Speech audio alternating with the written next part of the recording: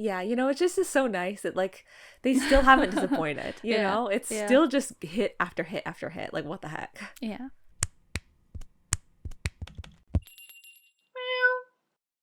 Howdy, Meowers. My name is Crimson Murky Emulsion, and we are here for another wonderful episode where we are talking about K-pop comebacks. Okay, yes. You can call me Murky for short. That part of my name is in quotes. Okay, thanks, Murky. Love the really like bold and like, you know, conviction in your intro, you know? Because we do have a lot to get through today and a lot to say. And so is it too bold of me, Murky, to say that the way we're looking at it right now, we're not talking about all the comebacks today. It's going to be split into 2 episodes. It's absolutely not too bold. That is what we're doing. We're going to warn all you Meowers ahead of time that we will be splitting the August 2025 K-pop comebacks episode into 2 parts. That does mean for our regular listeners, all you Meowers that might be waiting for part 4 of the Plave episode, that will be pushed even further out into the upload schedule. But, you know, we know already that we're going to have a lot to say about these comebacks. So we're like, you know what? Let's not even bother trying to squeeze it all into 1 episode. Let's just do 2 parts.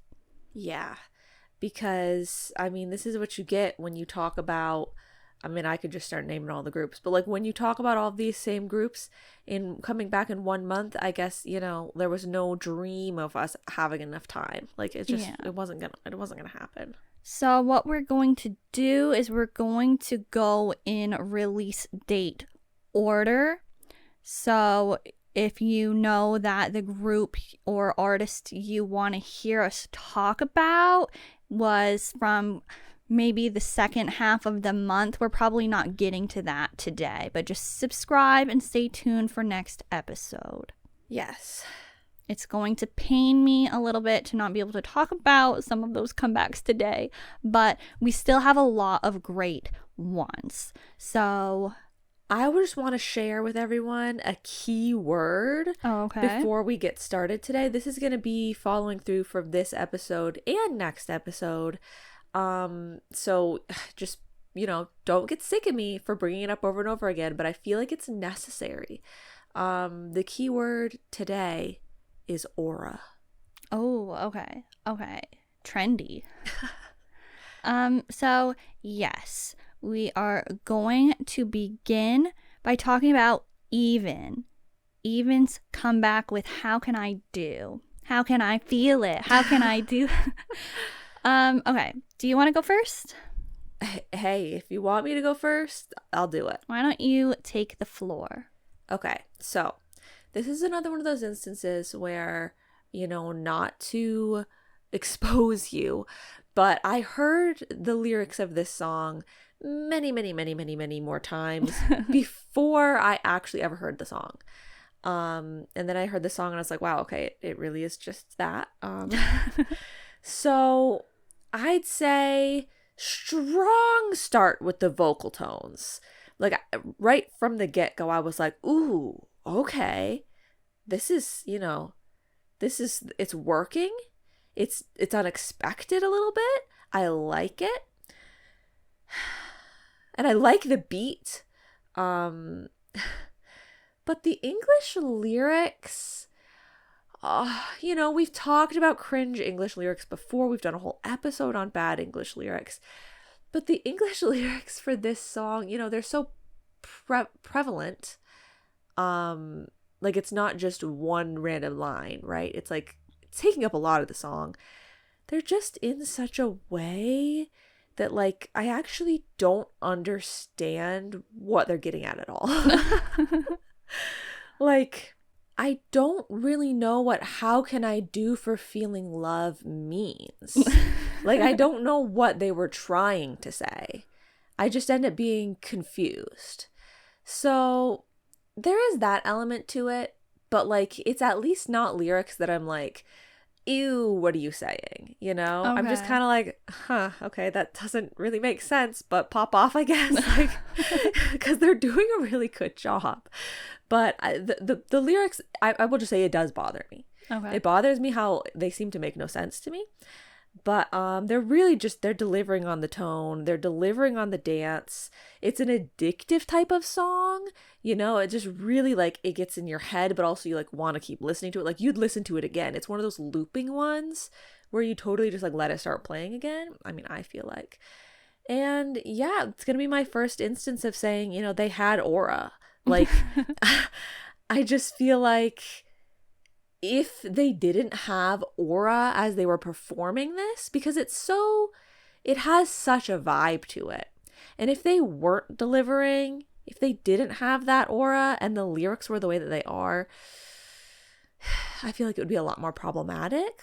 But because I just am like, wow, like, you know, they really are here for this though. It works out. Okay. So overall, I think it's great. Okay, cool. We love the even support, and I absolutely agree that they definitely have aura. And I think a lot of the things that you said are kind of interesting.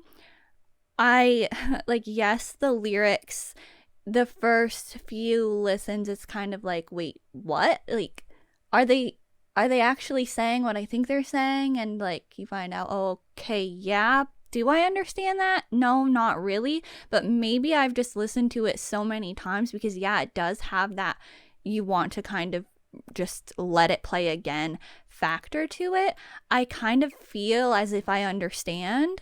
I'm like, oh, yes, like, it does make sense. I don't know if it actually does, though. But I like this comeback for, like, its simplicity.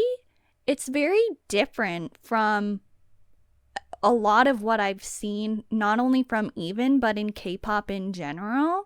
It's very clean and classy. I love the sophisticated, modern, minimalist styling and aesthetics that are happening with the music video, with the styling. The song itself is very simple. There's not a lot happening, especially when you compare it to other EVNNE title tracks. But somehow it gets stuck in your head and makes you want to play it over and over again. It's not a boring song. However, I personally did find it a little bit boring. And I know this is harsh, and especially when I love EVNNE stage performances so much, I did find it kind of boring this time around to watch every music show stage because the choreography wasn't as dynamic as a lot of their other choreography is. And the song, it works as a title track because of its catchiness, but it's like, I feel like it's not the best for a dance. And so even though they have aura and they have good presence on stage, kind of as like a piece, like I'm like, okay, like I don't need to watch every performance of it. Yeah, see, I just feel like their aura is really selling it enough that like even though it's simple and even though the dance isn't really what you're there for or anything, like because of their aura, it's really just, it's working. Yeah. I do think that they still have good stage presence. And to be fair, it's not like I was trying to watch every stage of it. Like I was never going to be doing that, so I wouldn't have judged it in that way anyway. I want to once again bring up the BlushCat font. I mentioned that they used it when I saw their their first announcement of this comeback, the monthly, or not monthly, the sorry, I'm thinking about Plave monthly schedulers, the like album scheduler type of thing, I think is what it was. And I don't know if it's like exactly the same font that we use for BlushCat, but it's definitely a very close match, and so I wanted to just shout that out. Twinning. And so there was a lot of pink going on, and one of their concept versions is called Cheeky, and so, you know, like BlushCat, the cheeks, and so like that's a similar vibe. But I was expecting the whole comeback to have more of a pinky romantic type of vibe to it, and it really doesn't. I think it has the vibes of a white candle. Like, okay. That's like the vibe that I'm getting from this comeback. Very interesting. Okay, let's start doing at the end of whatever we have to say about every comeback. We say the object that we think it has the vibes of. That's like a unique little twist. Yeah, that would be fun, actually. I actually do want to bring up the fact that I read the music video description because you brought it up. I know that Jellyfish does that with their music videos. They write a big long description about the title track and about the concept of the album, but since you mentioned it, I checked it out for this video specifically, and honestly I wasn't getting all that from the video, but like, okay, yeah, sure. Like, I don't know if what they're saying is happening, is being conveyed to me, but I do appreciate that there at least was intention and purpose for everything. I should have read it, then maybe I could have understood. How can I do for feeling heart? I was starting to skim it, and I was like, oh, I understand like the concept of it, you know, like what it's here for. But like it was so long that I was just like, wow, that's crazy that they wrote all that. I didn't think to read it. And I think the album is nice, but it's not my favorite, honestly. I prefer the Hot Mess album. I prefer the Ride or Die album with Bad or Love. I'm glad that they're getting wins, though, for this album. Thinking about how Bad or Love deserved wins and didn't get any. Sorry. Still a little bit salty about that. But Dirty Bop. Yeah. Sounds like KiiiKiii. Oh, interesting. But also the rap style in that song specifically, I don't think we're going to get around to talking about Kepler today, but Kepler's B-side, Iced Tea, is using like, I feel like the raps sound very similar stylistically. Oh, I'm sorry. I mean,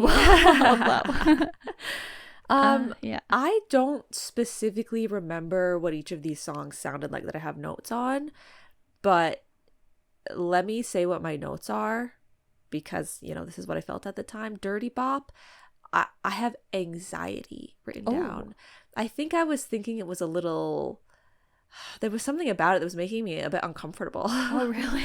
Like, I think I was like liking it and vibing with it a little bit, but also kind of like, I don't know. Oh, I think was it changing a lot?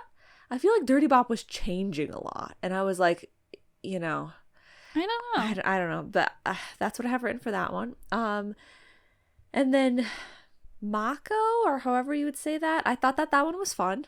I thought that one is good as well, but it's familiar, and I don't know why, but I'm maybe getting Pentagon vibes again. Okay, interesting. I've stopped trying to put my finger on familiarities at this point of B-sides, because I'm just like, it happens so often now that I'm like, I don't know. Love Chat sung on Pop Off. Literally, like his part, I was like, what the heck? Like, and then Put It On Me, I have, you know, I really liked this one. I thought it was really nice. It's a little bit retro maybe, and I thought it sounded like Pentagon. Oh, okay. So I guess Even's album overall is giving Pentagon vibes, which, I mean, God, you can't ever be upset about that. Yeah, you can't be upset. It's kind of strange, though. I wouldn't have ever... I mean, honestly... I think it makes sense. Some of their songs I had gotten Pentagon vibes from before, but at the forefront of Even and their concept, I don't ever compared to Pentagon. Like, Sure. I do have one more comment. Okay. In general. Okay. Jiho's hair. I'm really sorry, but I don't know why they did that. Like, I don't understand the direction. I don't understand the vision. Why? For this, like, the simplicity, the sophistication, that hair does not match that vibe. True. I think the hair is just, it's really just trying to throw back to like NSYNC era, you know, Dirty Bop, like it's giving that time. And so I just tried to write it off as that, as like, you know, that's unfortunate. Sungon, did you see, I mean, okay, so all their outfits were pretty good in that one stage. You know, the one stage, but Sungon's outfit, like, he was like, I can't really describe it in any other way than slay. Okay. It was like, they were like wearing suits. Well, I mean, that's like the majority. Did they do that a lot? Yeah. Oh, I think that, like, I only watched like 2 stages, I think. And the other one I watched, I don't think they were wearing suits. Like pinstripe stuff. Okay. He had on like, it's like it was almost like a Did he have no top. sleeves? Oh. Yes, I think I know. Well, like they were all... I remember Han been wearing something like that. Yeah, he wore something like... It was the same stage. Okay. So they were all wearing stuff kind of like that. And they were all, you know, delivering with their fits. But like that one specifically, I was like, that looks, you know... It's like a serve. You know? I think we got a sing-on bias over here, everybody. Why haven't I been saying that since the start? Yeah, pretty much. And then let me throw one last final thing. Okay.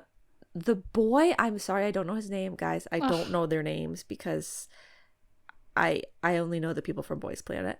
But I mean, that's not fair because they're all from Boys Planet. But I mean the ones that I knew from Boys Planet. Okay. Like I only learned a few of them on Boys Planet, and then those are the only ones that I ever learned.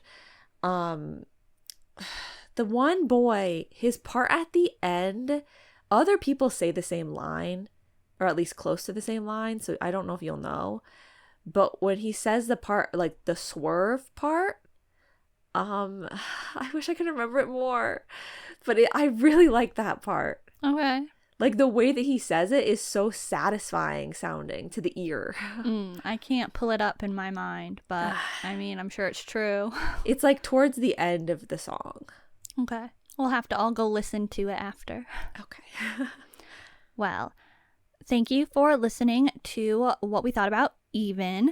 We are going to talk about KiiKiii. That's 3 I's at each set of K's. And they had a release called Dancing Alone.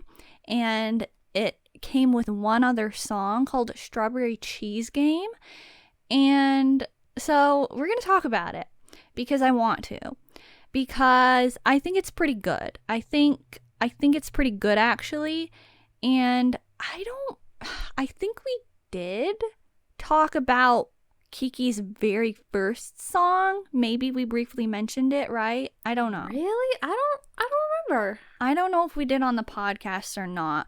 But other than that, we have not discussed KiiKiii because, well, it wasn't really fitting our preferences. But this, okay, like Dancing Alone, the actual title track, I think that the song and the music video are both really enjoyable.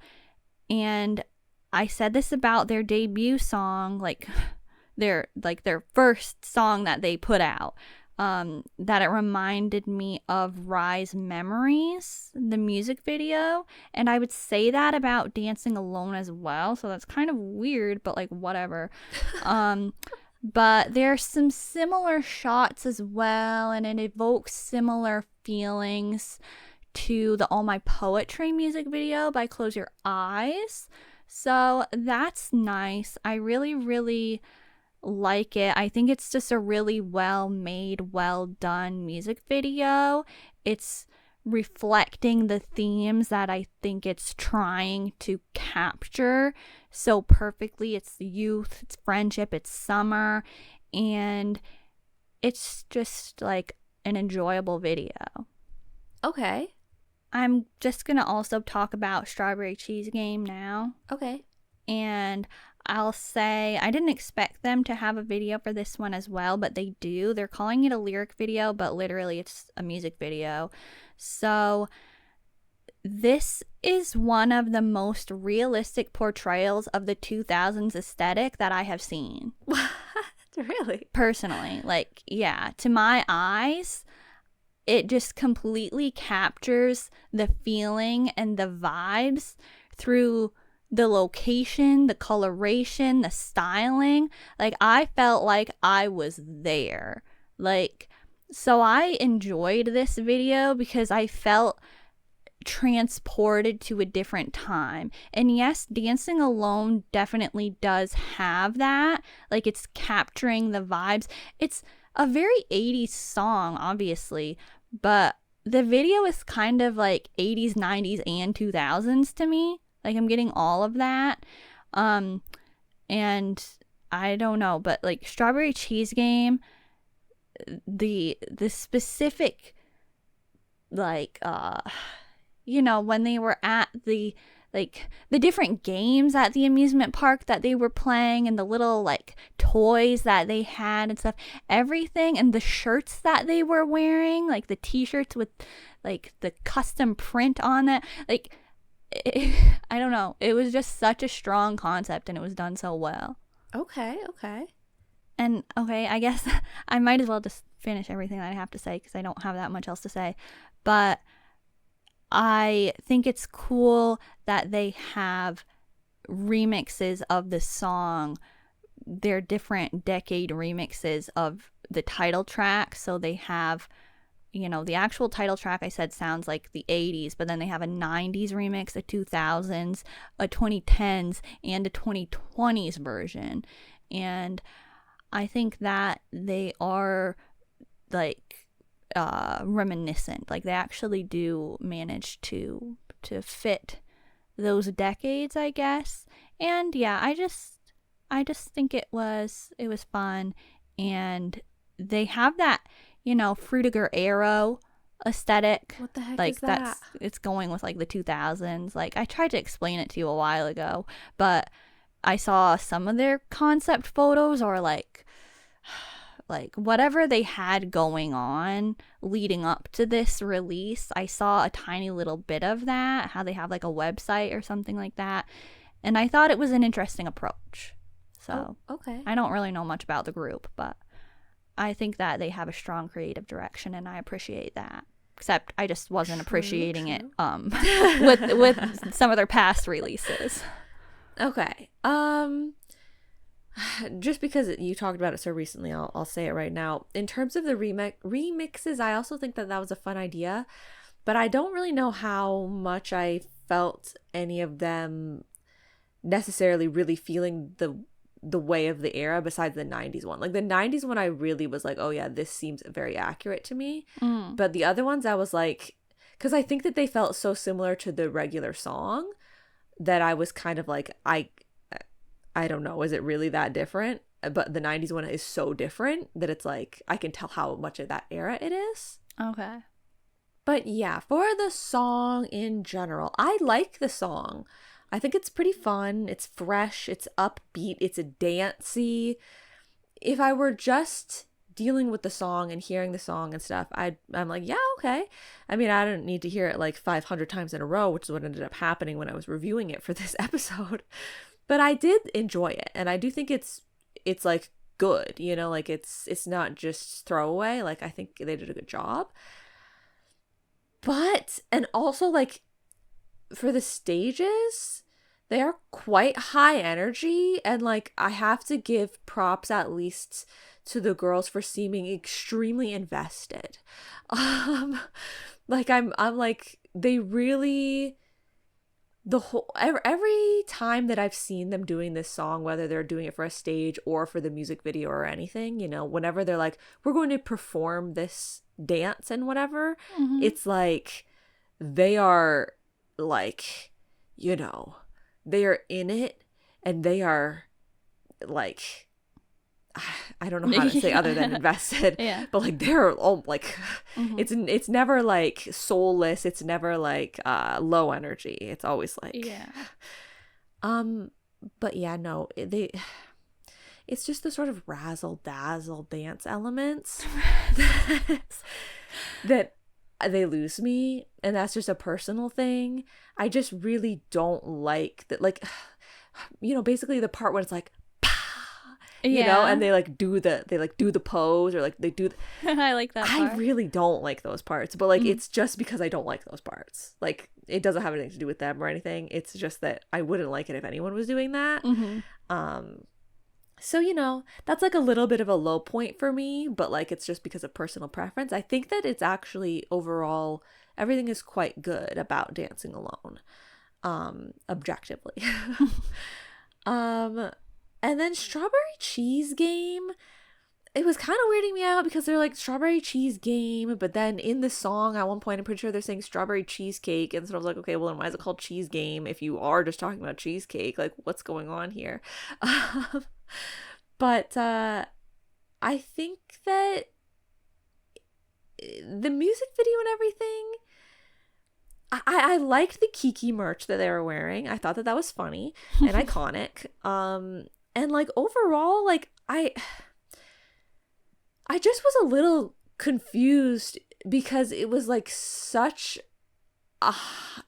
it was like the lowest energy song for a fun park video that I didn't expect, you know? Yeah. Like I was just kind of caught a little off guard by that. They was like, oh, they're like at the fun park, and then in some of the parts about being at the fun park they were like having a lot of fun, but like the song isn't really like, you know, Dancing Alone is so high energy, and then they're high energy at the fun park, but like the song isn't very high energy. Very true. So yeah, that was a little odd to me, but you know, it wasn't bad. Like the song and stuff wasn't bad. So yeah, this stuff was definitely much more like interesting to me than their other things previously. Yes. I did forget to write down, but I have to just put it out there in case anybody knows of something that Strawberry Cheese Game sounds like, because I did think it sounded extremely familiar with like, well, like a lot of parts of it, but like, you know, the like background do do do do like that, but then also the chorus kind of sounds familiar too. And I tried to see if anybody else thought it sounded familiar in any way, or if it sampled something or whatnot, but I couldn't find anything. Everybody was just acting like, oh yeah, good new song that's out. And I'm like, but what does it sound like? I feel like the internet is so incredibly unreliable, like disappointingly unreliable at knowing what other songs sound like in this day and age. Like 90% of the time I'm like, this sounds like something, and like 50% of the time I'm like, this sounds exactly like something else, like sampling levels of sounding like something else, you would think. And then you'll look it up. Sometimes you can remember, you're like, oh, it's this, and you look it up to see if anyone else is talking about it, and nobody else is. It's like, what, you guys you've never heard any other music before? Yeah. Or in some cases you can look it up and find out, oh, a couple people do think they sound similar, but does anybody care that they actually literally sound very, very, very similar, maybe questionably so? And nope, they don't care. Oh yeah, no, I was gonna bring that up. I don't remember if it was last episode or the one before. There was an episode recently that we were doing, and it was like right on my mind, so I was gonna just throw it in as a random like Easter egg tidbit, and I forgot to. I wanted to talk about how, yeah, I would literally see people on the internet when I knew of these two songs, both in K-pop, that sounded like one is a complete 100% ripoff of the other one. So I won't mention what they are, but because like, why bring the tea, I guess, if nobody cares and whatever. But so I looked up about that, and people were literally saying to the newer song, the ripoff song, they were like, oh, if you like this song, then you'll love its doppelganger song, and then saying the like quote unquote original. I'm like, you're calling plagiarism a doppelganger now?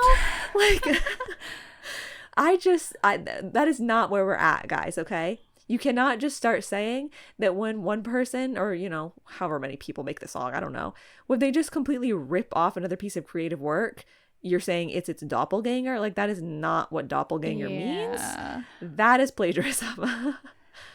Yeah.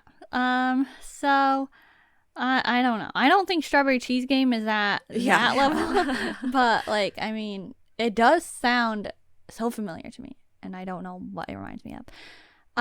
But I don't have anything else to say about KiiiKiii for now, so should we move on? Sure. Okay, so we're actually moving from KiiiKiii to Key from SHINee, and he had a full album, and I am just gonna go for it, okay? Go for it. All right. So, the song, the dance, the music video, the styling, the album, the concept photos, the stages, everything is basically flawless. Key is such an icon. We already know this.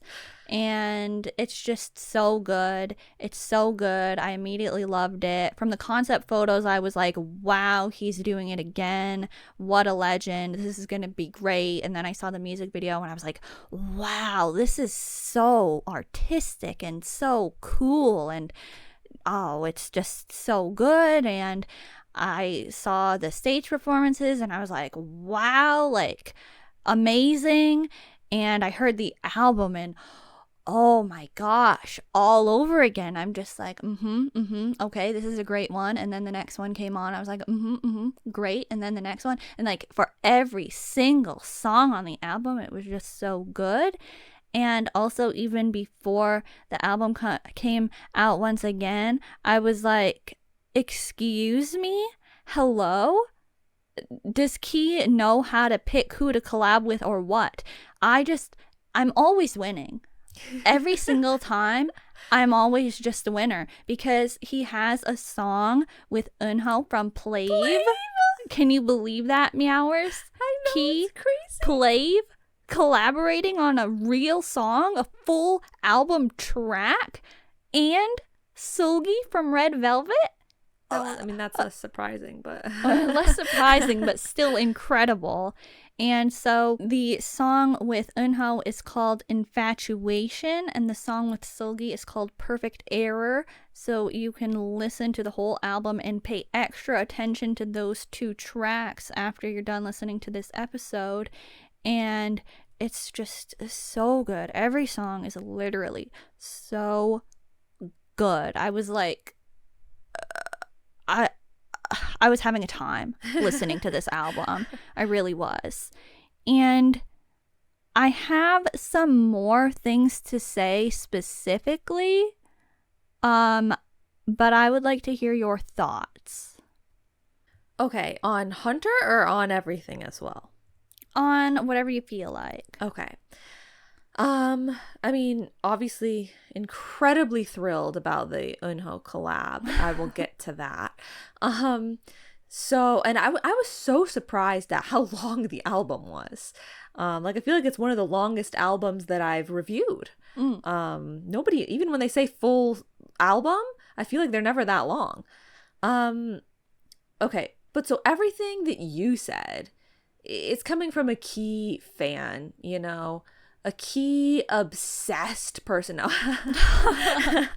But you love everything that Key does. 100%. Like, has he ever not delivered in your eyes? I don't think so. So, you know, you guys got to take that as it is.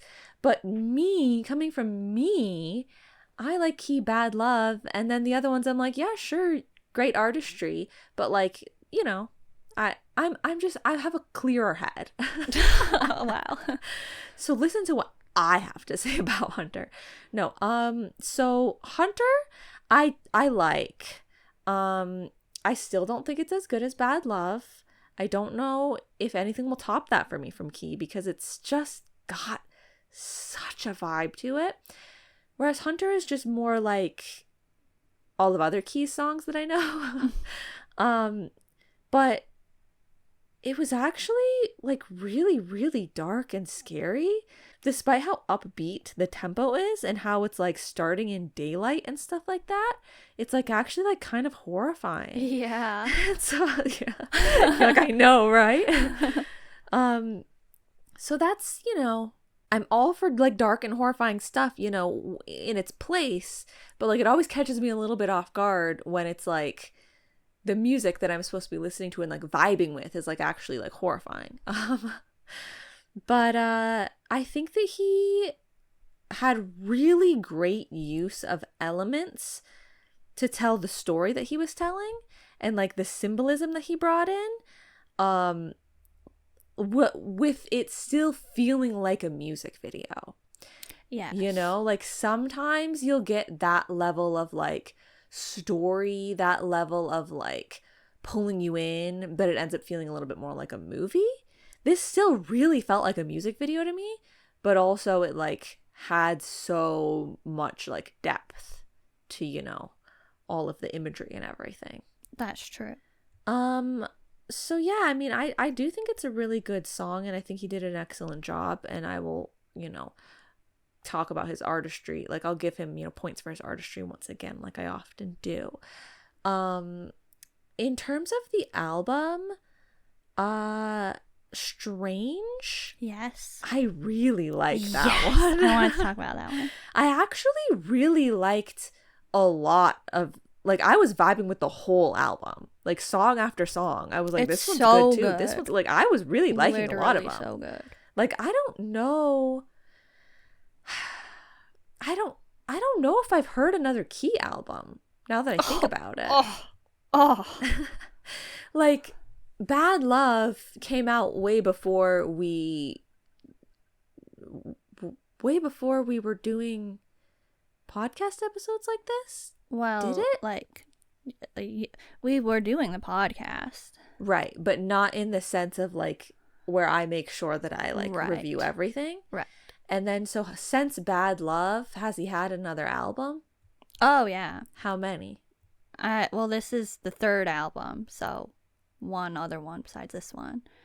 The one with Gasoline? Yeah, the Gasoline album was a full album. And it was the one that has his other iconic collab that was literally made for me, Villain featuring Jano. Like, are you kidding me? I'm sorry, Jano and Hosolgi. Like what? This was like handcrafted for me. And I know I wished for a Wonbin Key collab this year. Oh, true, I was like, did. Wonbin is going to be on his next full album, Trust. But like, I will accept that he will be on the next one. Like, I have to be a little bit more patient. But like I never imagined I would get Plave. Yeah, like you can't be upset at all with what you got. Yeah. Okay, well, I don't think I ever reviewed that album fully. So I think this is my first Key album. And I really enjoyed it. See, you should listen more. This is perfect. We love this. It's happening, everybody. So did you want to talk about Strange before I talk about another song, or? Oh, sure. I have to bring up some of the lyrics. Oh, okay. Because it's all in English, and I didn't even know. Yeah, like it's like that's the perfect way. Yeah. And it's just so good. Like right from the very first listen, I was like, "Oh, like these lyrics, like what's happening here? Like such bold statements." And then I was like, "You know what? So true." No, wait, yes. Yes. Some of the lines that I heard, I was like, "Oh my god." Like Key, like so related. Like I know exactly what you're talking about, but I didn't even notice that all of the lyrics I would be able to understand. Yeah, and so it's a really good song.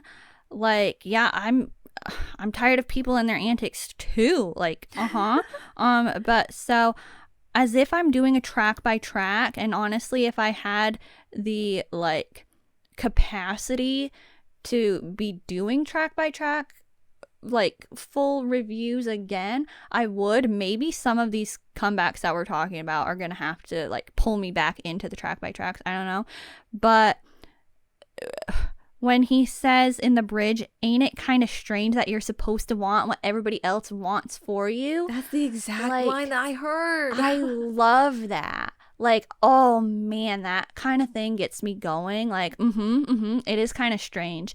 And then the post-chorus, how it throws in a, or maybe I'm just, with the ain't it kinda strange. Like, it's like, ain't it kinda strange. and then there's like a, or maybe I'm just strange. You know what I mean? It's like, because everybody else is like, you know, it's talking about how like everybody's a liar, everybody's like just like acting all fake all the time, and so it's like, oh, they're so strange for acting that way. But it's like, maybe it's just me.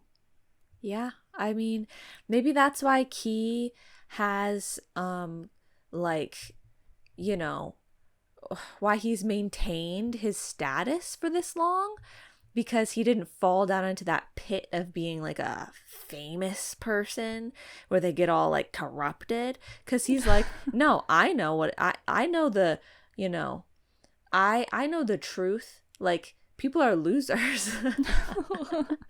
I mean, maybe. What do you mean? You don't get what I'm saying? Like when fame ruins a person? Oh, know? no, I know that. I also do, I want to say that the actual, like, the music and, like, the atmosphere of the song, Strange still, reminds me of Sky Castle. Like, it has major K-drama OST vibes in general, or, like, opening theme. But I'm specifically getting Sky Castle and how it's very like dark, and like there's a lot of like depth to that drama. That's what I feel like this song is like. Interesting. Okay. So the only other song that I really needed to talk about was Infatuation featuring Eunho. Okay. So I think that, I mean, you guys all know how I feel about Eunho's voice. Absolutely love it. Key, I think, has a very distinct voice. But I think that their voices worked really well together. Oh yeah. Like I think, wow, like, you know, it's like peanut butter and jelly. Like like how did we not all see this before? Like of course they needed to be doing a song together. I was so surprised about how many parts Eunho had. Like it wasn't like I'm singing a song and then bam, here's your part, let's throw it right in there. Like it's a song together, it feels like. The aura, let me bring it back to the aura, because my god, this song has so much aura.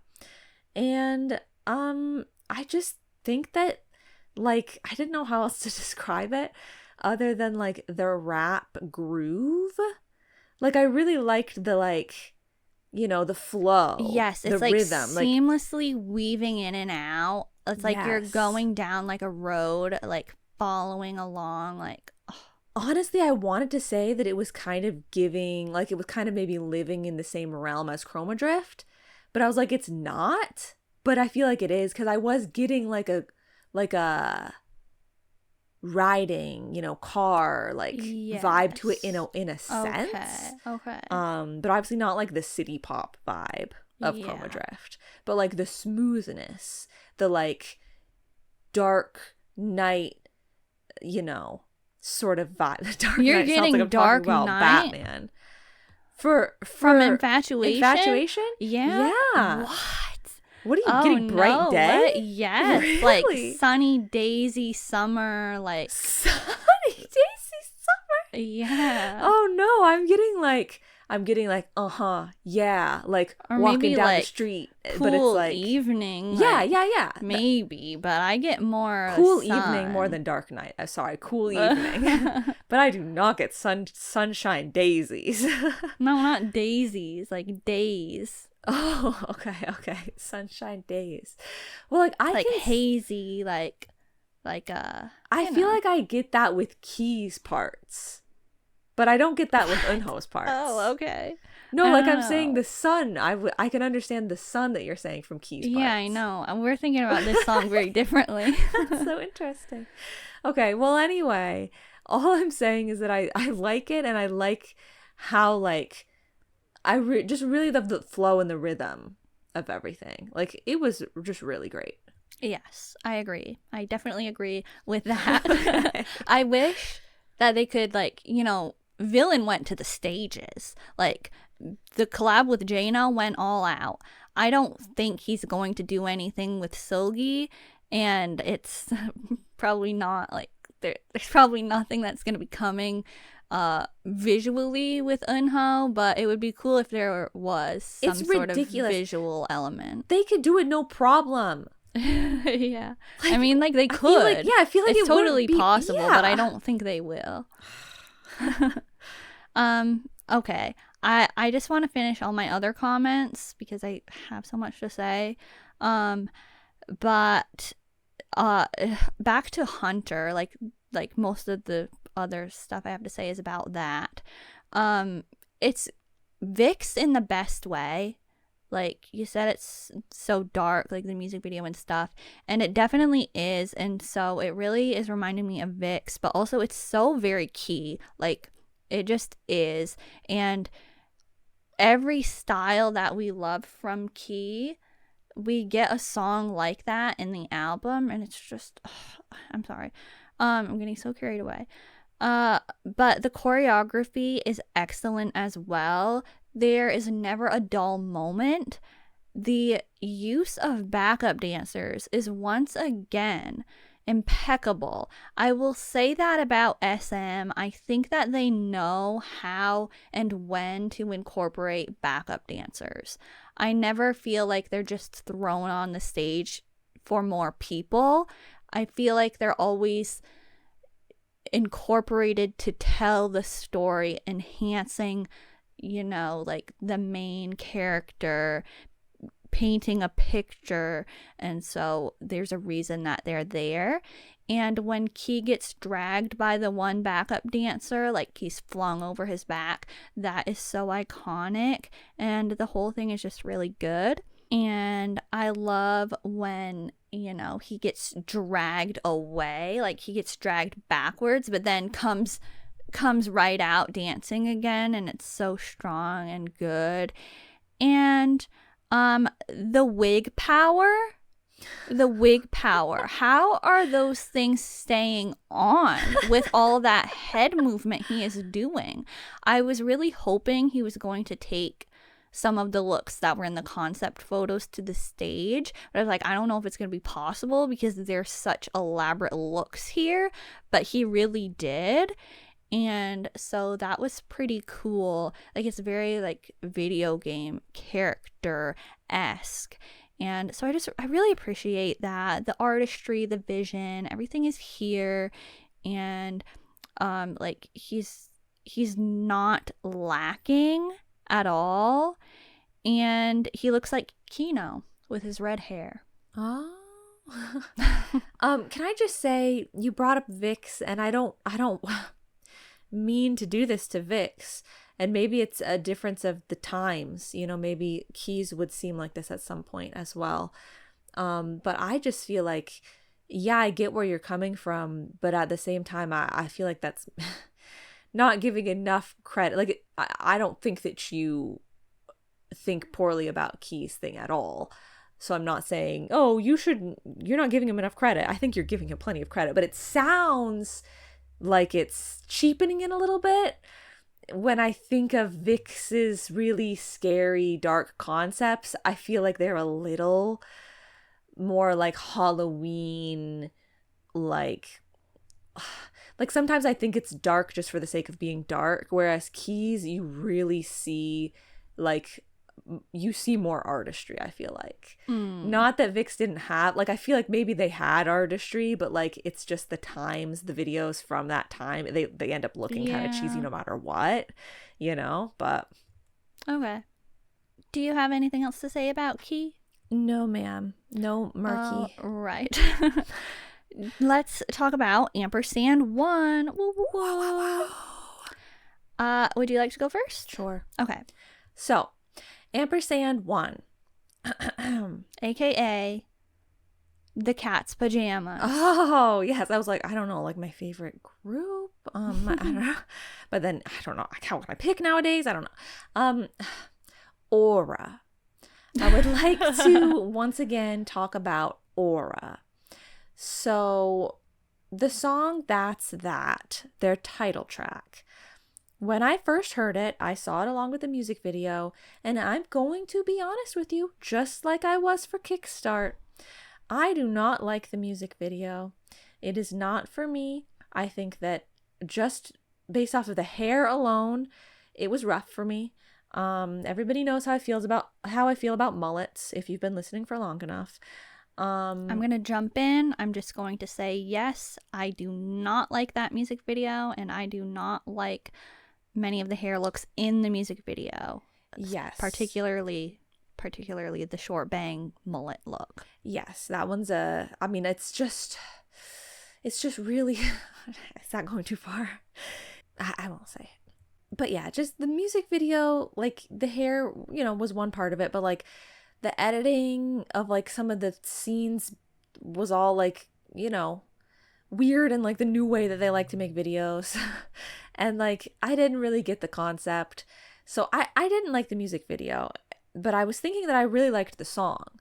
But then once it got to the stage performances, I think that the whole throwing the spray can part of the beginning is really cool and stuff like that. But also some of the other times that they have performed this for other content pieces, it was really coming together for me, and I actually really like some of the other things.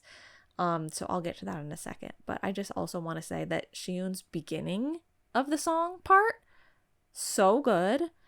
And the whole like chorus, Camden's like vocal tones, like his parts, the choreography, Kyrell's part at the end, Sungmo just in general, like there was a lot of really great aura coming from them throughout all of this. Okay. So yeah, I like the stage performances. And I actually think that Sungmo was pulling off the long like ponytail hair look pretty well most of the time. Even though I was saying about the hair in general, I was kind of like, I don't know. I like the stage performances, but I really liked their band live and their move to performance and their Dingo live. Like, I don't know if you watched any of those, how many of those you watched. All of them. They were all really good. Like, Yeah. I liked them a lot. Because at first I was thinking, I really like this song, and I get that they're going with, like, the Whip It sort of, print again. I don't want to keep saying the word vibe, but I don't know what else to say. Genre. But I was concerned that maybe this song didn't have as much going on as Whip It. So I was like, is it maybe going to be a little bit more boring or something? Like, I feel like they're not dancing as much as they did for Whip It or for any of their other songs. But I don't see any of those problems at this point. Like, I think the whole thing really came together and it works great. I just don't like the music video. And it's at times it's giving Blitzers. Yeah, I can see that. I can see that a bit. Okay, so like I'm not gonna disagree with what you said, but sounds like she's I gonna disagree. feel like you weren't saying anything strongly. Like you weren't saying it strong enough. Like I want you to like this is so good. But what? But I talked about the aura. They all have so much aura. I'm not gonna say they anybody has aura. Of course they have aura. They're all doing so good. But I said Xiyoon's beginning part, I love it. He's popping off, and Camden at the chorus. Oh my god, I love it so much. Like, yeah, so true. But like, and Sungmo all the time. Kyrell, and Kyrell's part. Kyrell, shout out to you.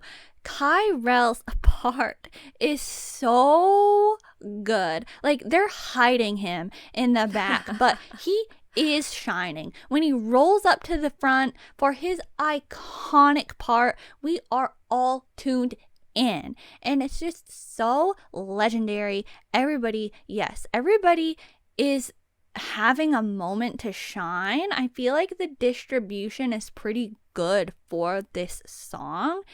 And just, yeah, there are so many memorable parts. The spray can thing is very iconic. And like you were saying, the music video hair isn't so great.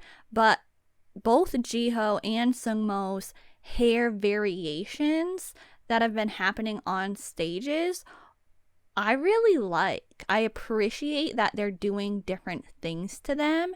And I think it looks good. Like you said, like when Sungmo's hair, like no matter how they've been tying it up, whether it's like a little half ponytail or like a full ponytail or like down. I think it's been looking fine. Like, I think it's been looking good.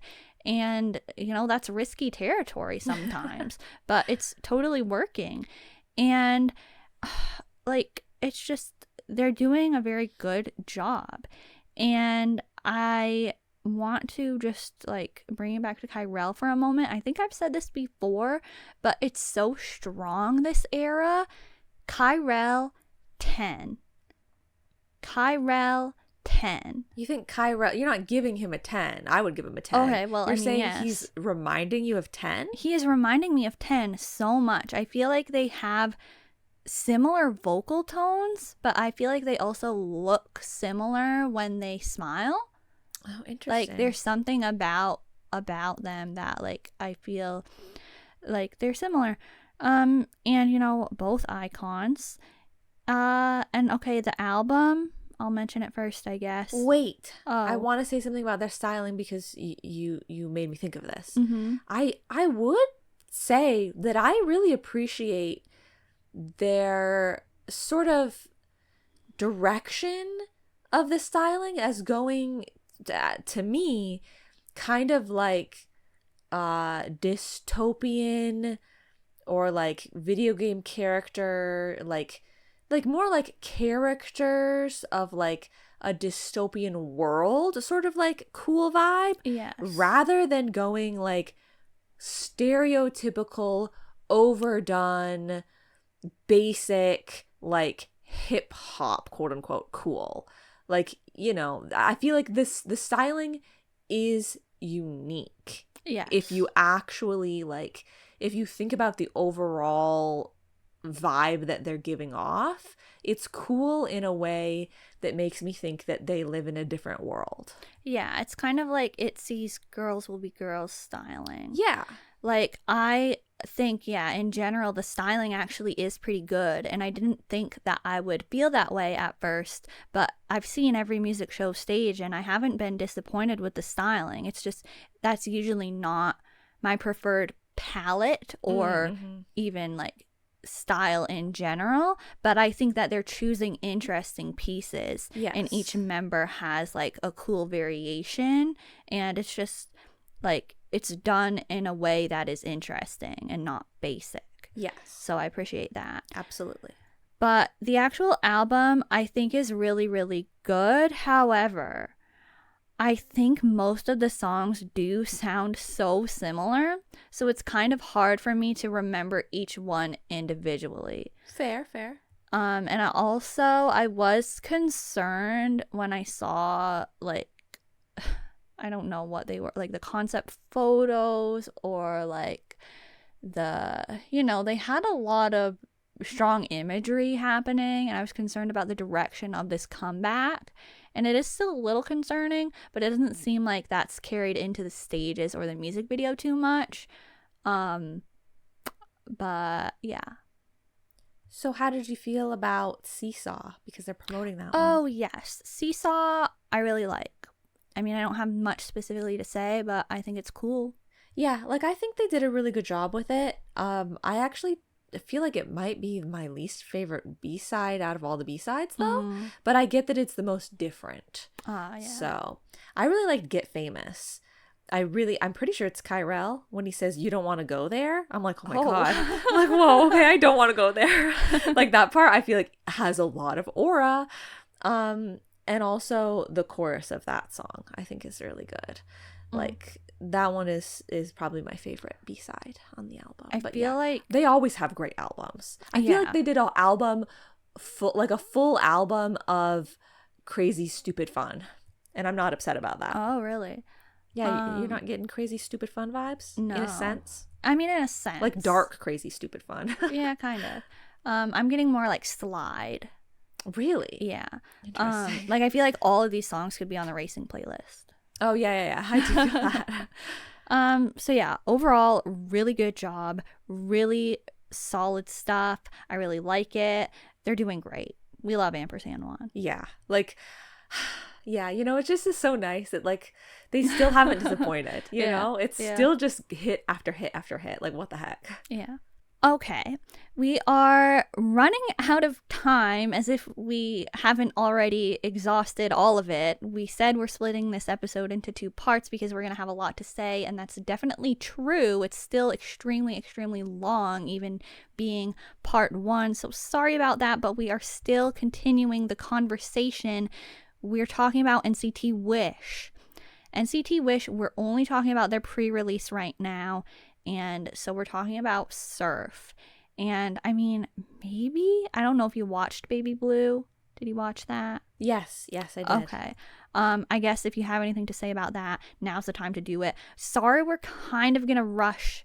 We're gonna rush a little bit so it's not too long. But I'll just say what I thought. In my notes, I wrote this in all caps with an exclamation point. Wow.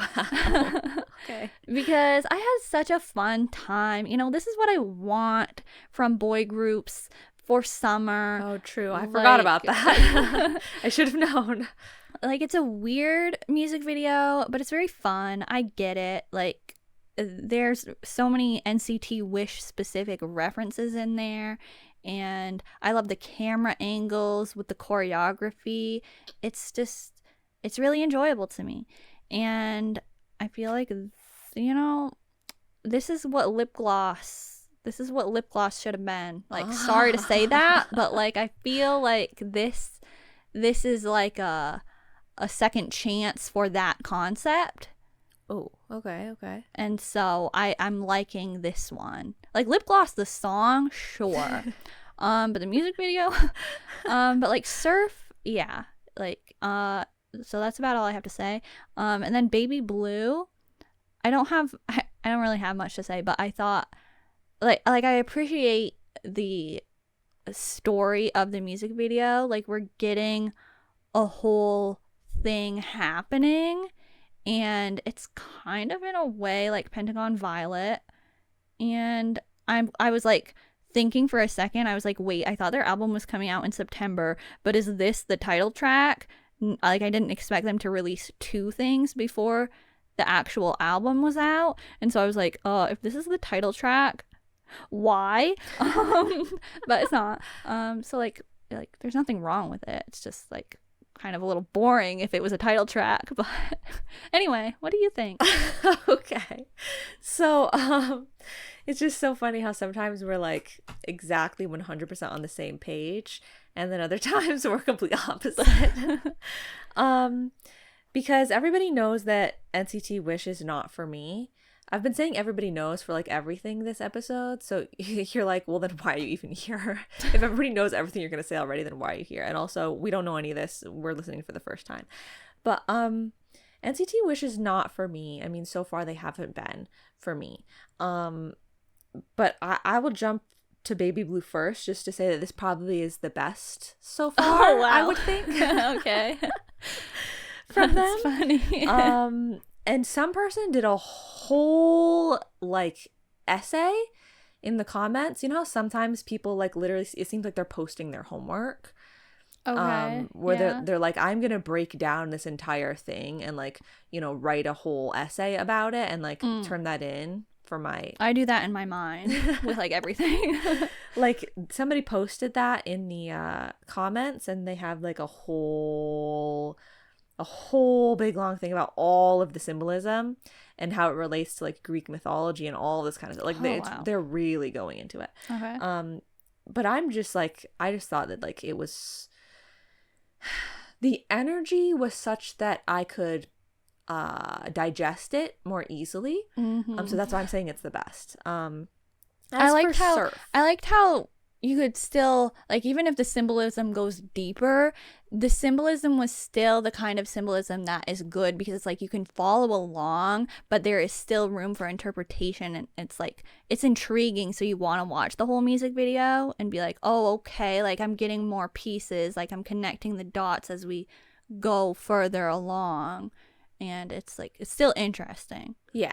And it's like, you don't have to know the like specific references that deepen it to still understand it. Yeah, right, exactly.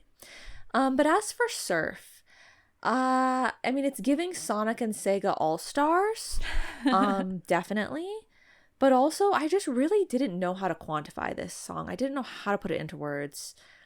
And then after hearing it enough times, I was kind of like, no, you know what?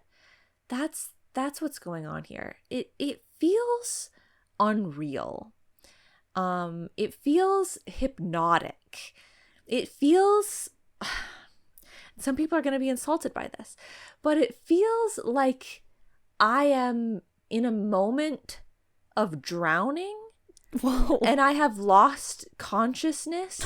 And like, this is what I'm experiencing, you know, like in between, you know, like I need to be revived. And kind of like if you've gone into like a dream state, but because there's so much like water symbolism and stuff, you know, I got knocked out in the head by my surfboard. And then I had this like hazy experience in my brain. And then I, like, when the song is over, hopefully I will be alive again. And, like, that's what surf feels like to me.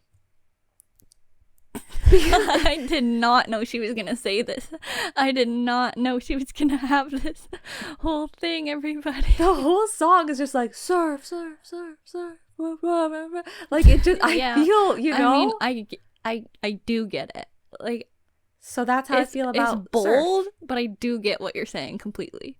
Well, and somebody said they said, actually, yeah, no, I am justified because the person that did the video, I keep wanting to call it a video essay, the essay in the comments, they actually wrote one of the lines that they said when they were talking about Baby Blue, but they said, the reason that NCT Wish's music videos can sometimes seem,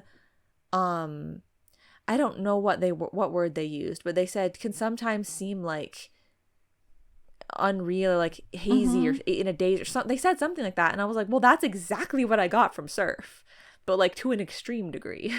It definitely, like, you described it in a very bold way, but it's definitely like, yes, like I do get that, and especially because it's kind of like cloudy in the music video, like it kind of looks like Save Me, the BTS Save Me music video. Yeah. It does have like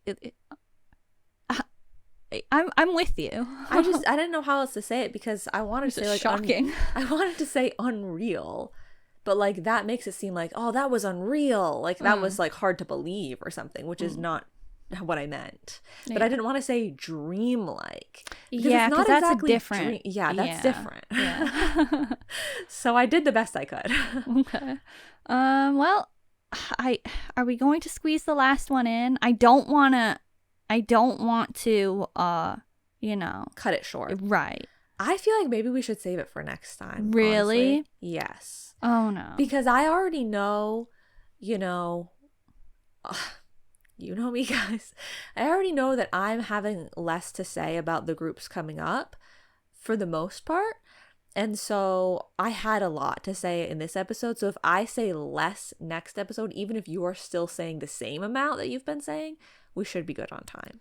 Okay. But guys, blame me if next episode is disproportionately long. Okay. Well, I mean, can it really get longer than this? Yes, I guess I think so. I guess we're going to stop here. Sorry, that was kind of an abrupt ending, but thank you so much for listening to all that we had to say about kind of the first half of August 2025 K-pop comebacks. We have so many more great ones that we're going to be discussing in part 2, so subscribe to BlushCat and turn on notifications so that you don't miss out. And if you liked what we had to say, you can like the video and leave us a nice comment. Tell us the comebacks that you love. You can tell us specifically from the ones that we talked about today your favorites, or you know, maybe the ones that you were not really feeling. I don't know, as long as you keep it civil. As long as you're respectful to everyone involved. And yeah, that's it. There's so much going on. This might have seemed like a disproportionate split, but trust, it'll work out.